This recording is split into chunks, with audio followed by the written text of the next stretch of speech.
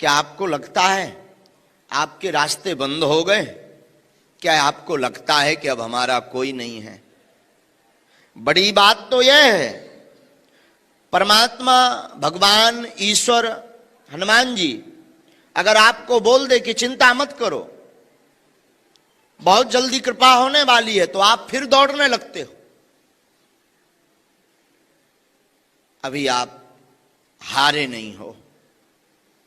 एक हमारे मित्र हैं, बहुत अच्छे, मुंबई में रहते हैं, बहुत प्यारे हैं, बिजनेसमैन हैं।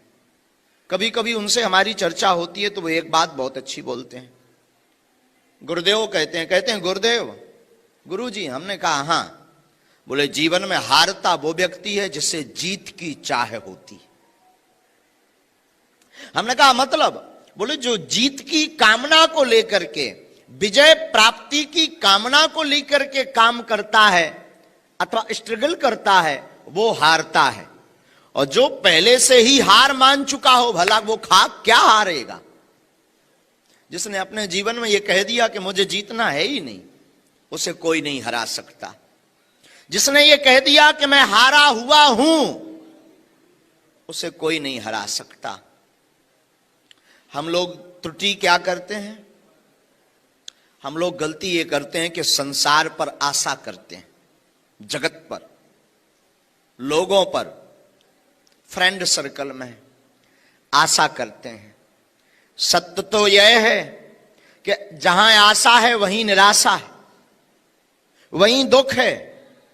जहां आपने आशा की वहीं दुख है। आपने बागेश्वर धाम से आशा की, बागेश्वर धाम पर किसी व्यक्ति से आशा की तो दुख है, पर बागेश्वर धाम पर बालाजी से आशा की, हनुमान जी से आशा की तो सुख प्राप्त होगा। ये दुख से बचने का उपाय है। आशा एक राम जी से, बाकी आशा छोड़ दे। नाता एक राम जी का, दूजा नाता तोड़ दे। आशा अगर जीवन में रखनी है तो केवल राम जी से रखो, भगवान से रखो। तो बहुत लोगों का प्रश्न है, महाराज दुखी रहते हैं, क्या उपाय? बढ़िया उपाय तो यही है कि सुखी होने के लिए मत घूमो, प्रसन्न होने के लिए मत घूमो।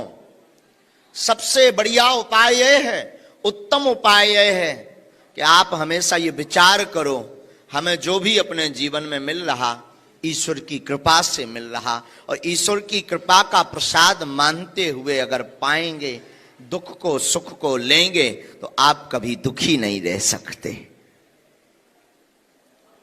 दुख से बचने का यही उपाय है। आप लोग सोचो कि महाराज शायद कोई मंत्र बताएंगे दुख से बचने का।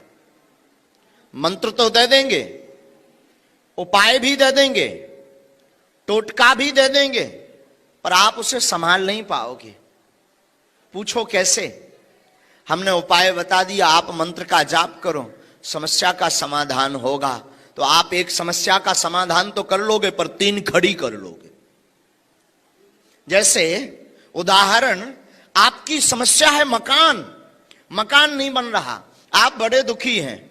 आप आए दरबार में, आपने जिज्ञासा की, आपने प्रश्न किया, आपने अर्जी लगाई, धोखे से आपको मंत्र मिल भी गया, उस मंत्र ने चमत्कार भी कर दिया, जाओ चिंता मत करो मकान बन जाएगा।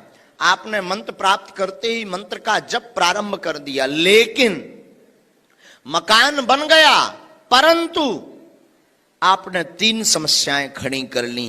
अब मकान का मेंटेनेंस कैसे चलेगा? मकान में एसी कैसे लगेगी? मकान के बाहर बड़ी बड़ी महंगी महंगी कारें कैसे आ पाएंगी? ये 3 समस्याएं आपने खड़ी कर ली। धोखे से वो मंत्र आपने और प्रयोग किया, आपका बिजनेस चलने लगा, मकान का में एसी भी लग गया, मकान के बाहर बड़ी बड़ी महंगी महंगी कारें भी खड़ी हो गई, लेकिन तब तक बींडनी नहीं आई, ब्याह नहीं हुआ, शादी नहीं हो रही। तब और परेशान, तब और झंझट में फंसे। फिर एक और टेंशन आ गई, अब शादी हो जानी चाहिए। शायद शादी भी हो गई तो फिर बच्चे, अब बच्चे नहीं हो रहे, अधूरे कच्चे क्या करेंगे? तो फिर एक और टेंशन। तो प्रतिदिन आपकी समस्या चलती रहेगी, दुख आपका अनवरत चलता रहेगा।